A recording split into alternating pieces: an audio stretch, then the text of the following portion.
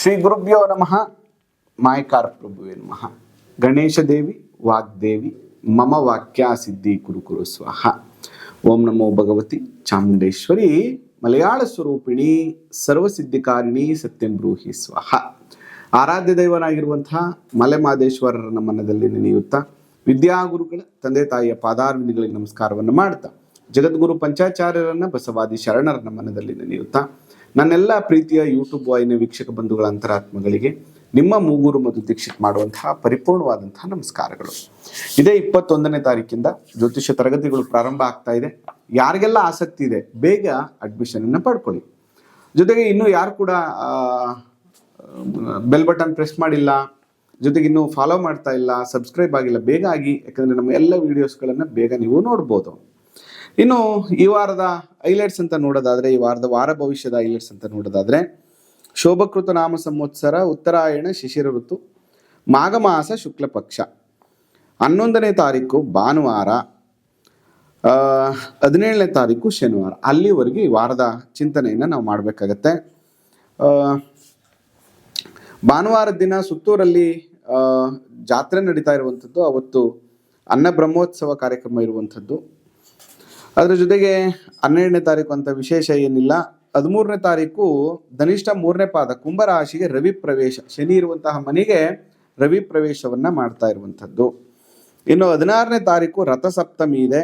ಮತ್ತೆ ಬಹಳ ವಿಶೇಷವಾಗಿ ರಾಜಯೋಗ ಇರೋದ್ರಿಂದ ಪೂಜಾ ಕೈಂಕಾರ್ಯಗಳಿಗೆ, ಗೃಹ ಪ್ರವೇಶಗಳಿಗೆ ಈ ವಾರ ಬಹಳ ಒಳ್ಳೊಳ್ಳೆ ಡೇಟ್ಸ್ಗಳಿದೆ ನೋಡಿ. 14ನೇ ತಾರೀಕು ತುಂಬ ಚೆನ್ನಾಗಿದೆ, 19ನೇ ತಾರೀಕು ತುಂಬ ಚೆನ್ನಾಗಿದೆ. 19ನೇ ತಾರೀಕು ನಿಮಗೆ ಮುಂದಿನ ವಾರಕ್ಕೆ ಬರುತ್ತೆ. ಬಟ್ ಹೈಲೈಟ್ಸ್ ಹೇಳೋದಾದ್ರೆ ಈ ವಾರದಲ್ಲಿ ನಿಮಗೆ 11ನೇ ತಾರೀಕು, 12ನೇ ತಾರೀಕು, 14ನೇ ತಾರೀಕು ತುಂಬಾ ಒಳ್ಳೆ ಡೇಟ್ಸ್ ಇದು. ಈ ಡೇಟಲ್ಲಿ ಯಾವುದೇ ಶುಭ ಕಾರ್ಯಗಳನ್ನು ಕೂಡ ನೀವು ಮಾಡ್ಕೋಬಹುದು ಅಂತ ಹೇಳ್ತಾ ಈ ವಾರದ ರಾಶಿ ಭವಿಷ್ಯವನ್ನು ನಾನು ತಿಳಿಸೋ ಪ್ರಯತ್ನ ಮಾಡ್ತಾ ಇದ್ದೇನೆ. ಮೊದಲನೇದಾಗಿ ಮೇಷರಾಶಿ ಅವರಿಗೆ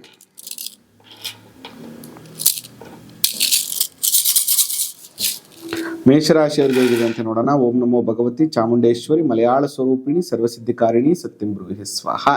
ನಮಃ ಶಿವಾಯ ನಮಃ ಶಿವಾಯ ನಮಃ ಶಿವಾಯ. ಮೇಷರಾಶಿಯವರಿಗೆ 3, 3, 6, 6, 3, 9, 9, 2, 11 ಕವಡೆ ಅಂಗಾತ ಬಿದ್ದಿರುವಂಥದ್ದು. ಕಷ್ಟ ಉಂಟು. ವಾರದ ಕೊನೆಯಲ್ಲಿ ಸ್ವಲ್ಪ ಮಟ್ಟಿಗೆ ಅನುಕೂಲ ಆಗುತ್ತೆ. ಎಚ್ಚರಿಕೆಯಿಂದ ಕೆಲಸವನ್ನು ಮಾಡಬೇಕು, ಇಲ್ಲಾಂದ್ರೆ ಧನ ಮಾನ ಹಾನಿ ಎಲ್ಲವೂ ಹೋಗುವಂಥ ಸಾಧ್ಯತೆ, ಜಾಗ್ರತೆ ಇರಬೇಕಾಗ್ತದೆ. ಕಾಲಭೈರವನ ಸುಬ್ರಹ್ಮಣ್ಯ ಸ್ವಾಮಿಯ ಆರಾಧನೆಯನ್ನು ಮಾಡಿ ಅನುಕೂಲ ಆಗುತ್ತೆ. ಇನ್ನು ವೃಷಭ ರಾಶಿಯವ್ರಿಗೆ ಹೇಗಿದೆ ಅಂತ ನೋಡೋಣ. 4, 4, 8, 8, 4, 12, 12, 3, 15 ಕವಡೆ ಅಂಗಾತ ಬಿದ್ದಿರುವಂಥದ್ದು. ವೃಷಭ ರಾಶಿಯವರಿಗೆ ಕಾರ್ಯದಲ್ಲಿ ಅಲ್ಪ ಜಯ, ನಾನಾ ರೀತಿಯಲ್ಲಿ ಚಿಂತೆ, ಕಷ್ಟದಿಂದ ಧನಲಾಭ, ಆದರೆ ಪ್ರಯತ್ನದಿಂದ ಕಡೆಗೆ ಸೌಖ್ಯವು ಪ್ರಾಪ್ತಿಯಾಗುತ್ತದೆ. ನೀವು ಕೂಡ ಅಮ್ಮನವರಿಗೆ ತುಪ್ಪದ ದೀಪವನ್ನು ಹಚ್ಚಿ ನಿಮ್ಮ ಕಾರ್ಯವನ್ನ ಪ್ರಾರಂಭ ಮಾಡಿ ಈ ವಾರ. ಇನ್ನು ಮಿಥುನ ರಾಶಿಯವ್ರಿಗೆ ಹೇಗಿದೆ ಅಂತ ನೋಡೋಣ. ಮಿಥುನ ರಾಶಿಯವರಿಗೆ 4, 4, 8, 8, 2, 10 ಕವಡೆ ಅಂಗಾತ ಬಿದ್ದಿರುವಂಥದ್ದು. ಸುಖ ಭೋಜನ, ಆಪ್ತ ಮಿತ್ರರ ದರ್ಶನ, ಸುಖ ಉಂಟು. ಕಾರ್ಯದಲ್ಲಿ ಅನುಕೂಲವೂ ಕೂಡ ಇದೆ. ನೀವು ಅಂದ್ಕೊಂಡಿರುವಂಥ ಕೆಲಸದಲ್ಲಿ ಸಂಶಯ ಬೇಡ, ನಿಮ್ಮ ಕೆಲಸವನ್ನ ಮಾಡಿ ಅನುಕೂಲ ಆಗತ್ತೆ ಅಂತ ಬರ್ತಾ ಇದೆ ಮಿಥುನ ರಾಶಿಯವರಿಗೆ. ಅಂದರೆ ಒಟ್ಟಾರೆಯಾಗಿ ಮಿಥುನ ರಾಶಿಯವರು ಚೆನ್ನಾಗಿದೆ. ಇನ್ನು ಕರ್ಕಾಟಕ ರಾಶಿಯವ್ರ ಬಗ್ಗೆ ಮಾತಾಡೋದಾದ್ರೆ, ಕರ್ಕಾಟಕ ರಾಶಿಯವ್ರಿಗೆ 4, 4, 8, 2, 10 ಕವಡೆ ಅಂಗಾತ ಬಿದ್ದಿರುವಂಥದ್ದು. 10 ಕವಡೆ ಕರ್ಕಾಟಕ ರಾಶಿಯವ್ರಿಗೆ ಇರೋದ್ರಿಂದ ಸುಖ ಭೋಜನ, ಆಪ್ತ ಮಿತ್ರರ ದರ್ಶನ, ಕಾರ್ಯದಲ್ಲಿ ಅನುಕೂಲ, ಮಾಡುವಂಥ ಕೆಲಸದಲ್ಲಿ ಕೂಡ ಶುಭ ಫಲಗಳು ಪ್ರಾಪ್ತಿಯಾಗ್ತದೆ. ಇನ್ನು ಸಿಂಹರಾಶಿಯವ್ರಿಗೆ ಹೇಗಿದೆ ಈ ವಾರ ಅಂತ ನೋಡೋಣ.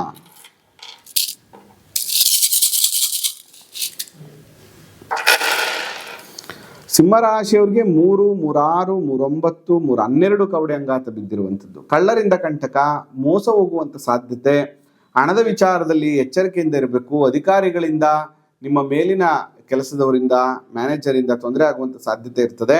ಸ್ವಲ್ಪ ಎಚ್ಚರಿಕೆಯಿಂದ ಇರಬೇಕಾಗ್ತದೆ ಸಿಂಹರಾಶಿಯವರು, ಇಲ್ಲ ಅನೇಕ ಸಮಸ್ಯೆಗಳಾಗತ್ತೆ. ಸೂರ್ಯನಾರಾಯಣ ಸ್ವಾಮಿಗೆ ಕೆಲಸವನ್ನು ಪ್ರಾರಂಭ ಮಾಡೋಕ್ಕಿಂತ ಮುಂಚೆ, ವಾರದ ಪ್ರಾರಂಭ ಮಾಡೋಕ್ಕಿಂತ ಮುಂಚೆ ನೀವು ಮಾಡಬೇಕಾಗಿರುವಂಥದ್ದು, ಒಂದು ಪಾತ್ರೆಯಲ್ಲಿ ನೀರು ತುಂಬಿ ಅದರಲ್ಲಿ ಒಂದು ಕೆಂಪು ಹೂವನ್ನು ಹಾಕಿ ಅರ್ಘ್ಯವನ್ನು ಕೊಟ್ಟು ನಿಮ್ಮ ಕೆಲಸವನ್ನು ಪ್ರಾರಂಭ ಮಾಡಿ. ಇನ್ನು ಕನ್ಯಾ ರಾಶಿಯವ್ರಿಗೆ ಹೇಗಿದೆ ಅಂತ ನೋಡೋಣ. ಕನ್ಯಾ ರಾಶಿಯವ್ರಿಗೆ 4 ಕವಡೆ 5 ಕವಡೆ ಅಂಗಾತ ಬಿದ್ದಿರುವಂಥದ್ದು, ಅಶುಭ ಸಮಾಚಾರ ಕೇಳುವಂಥದ್ದು, ರಾಜ್ಯದ ಅಧಿಕಾರಿಗಳಿಂದ ಭಯಪೀಡೆಯು, ಅಪವಾದ ಭಯ, ಕಾರ್ಯದಲ್ಲಿ ವಿಘ್ನಗಳು ಅಧಿಕ. ಈಗ ಅಂದುಕೊಂಡಿರುವಂತಹ ಕೆಲಸವನ್ನ ಬಿಟ್ಟು ಬಿಡುವಂಥದ್ದು ತುಂಬಾ ಒಳ್ಳೆಯದು. ಇಲ್ಲಾಂದ್ರೆ ಅನೇಕ ತರದ ಸಂಕಷ್ಟಗಳನ್ನ ನೀವು ಎದುರಿಸಬೇಕಾಗ್ತದೆ. ಕನ್ಯಾ ರಾಶಿಯವರು ವಿಷ್ಣುವಿಗೆ ತುಳಸಿಯನ್ನು ಅರ್ಪಣೆ ಮಾಡಿ ನಿಮ್ಮ ಕುಲದೇವರನ್ನ ಪ್ರಾರ್ಥನೆಯನ್ನು ಮಾಡಿ ವಾರವನ್ನು ಪ್ರಾರಂಭ ಮಾಡಿ. ಇನ್ನು ತುಲಾ ರಾಶಿಯವ್ರಿಗೆ ಹೇಗಿದೆ ಅಂತ ನೋಡೋಣ. 3, 7, 7, 3, 10, 10, 2, 12 ಕವಡೆ ಅಂಗಾತ ಬಿದ್ದಿರುವಂಥದ್ದು. ತುಲಾರಾಶಿಯವರಿಗೆ ಕಳ್ಳರಿಂದ ಕಂಟಕ, ಹಣವನ್ನು ಕಳೆದುಕೊಳ್ಳುವಂಥದ್ದು, ಮೋಸ ಹೋಗುವಂಥದ್ದು, ರಾಜ್ಯಾಧಿಕಾರಿಗಳಿಂದ ಪೀಡೆ ಆಗುವಂಥದ್ದು, ಸೌಖ್ಯವಿಲ್ಲ. ಈ ವಾರ ಜಾಗ್ರತೆಯಿಂದ ಇರಬೇಕಾಗ್ತದೆ. ಲಕ್ಷ್ಮೀ ದೇವಸ್ಥಾನಕ್ಕೆ ಜೇನುತುಪ್ಪವನ್ನು ಕೊಟ್ಟು ಪ್ರಾರ್ಥನೆಯನ್ನ ಮಾಡಿ ಅನುಕೂಲ ಆಗುತ್ತೆ. ಇನ್ನು ವೃಶ್ಚಿಕ ರಾಶಿಯವರ ಬಗ್ಗೆ ನೋಡೋದಾದ್ರೆ,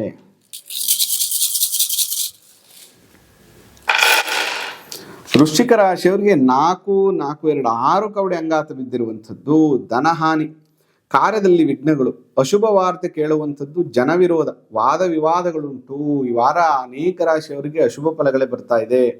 ಸುಬ್ರಹ್ಮಣ್ಯ ಸ್ವಾಮಿಯ ನಾಗದೇವತೆಯ ಆರಾಧನೆ ಮಾಡುವಂಥದ್ದು, ಈ ಕೆಲಸ ಮಾಡುವಂಥದ್ದು ಬಹಳ ಮುಖ್ಯ. ಒಂದು ಅರ್ಧ ಲೀಟರ್ ಹಾಲು ತಗೊಂಡೋಗಿ ಸುಬ್ರಹ್ಮಣ್ಯ ಸ್ವಾಮಿಯ ಅಭಿಷೇಕವನ್ನು ಮಾಡಿಸಿ ಈ ವಾರವನ್ನು ಪ್ರಾರಂಭ ಮಾಡಿ.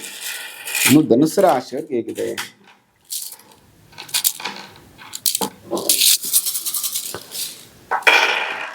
ಧನುಸ್ಸು ರಾಶಿಯವರಿಗೆ 4, 4, 3, 7, 7, 3, 10 ಕವಡೆ ಅಂಗಾತ ಬಿದ್ದಿರುವಂಥದ್ದು. ಸುಖಭೋಜನ, ಆಪ್ತ ಮಿತ್ರರ ದರ್ಶನ, ಕಾರ್ಯದಲ್ಲಿ ಅನುಕೂಲ, ಅಂದುಕೊಂಡಿರುವಂಥ ಕೆಲಸದಲ್ಲಿ ಸಂಶಯ ಬೇಡ, ಅನುಕೂಲ ಆಗುತ್ತೆ, ಕೆಲಸವನ್ನು ಮುಂದುವರಿಸುವಂತೆ ಬರ್ತಾ ಇದೆ. ಇನ್ನು ಮಕರ ರಾಶಿಯವರಿಗೆ ಸಾಡೆ ಸಾಧ್ಯ ಕೊನೆಯ ಭಾಗದಲ್ಲಿ ಇದ್ದಾರೆ. ಅವರು ಹೇಗಿದೆ ಮಕರ ರಾಶಿಯವರಿಗೆ ವಾರ ಅಂತ ನೋಡೋಣ. 3, 3, 6, 3, 9 ಕವಡೆ ಅಂಗಾತ ಬಿದ್ದಿರುವಂಥದ್ದು.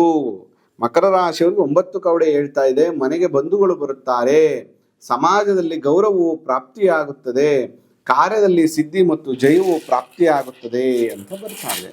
ಇನ್ನು ಕುಂಭರಾಶಿಯವ್ರಿಗೆ ಹೇಗಿದೆ ಅಂತ ನೋಡೋಣ.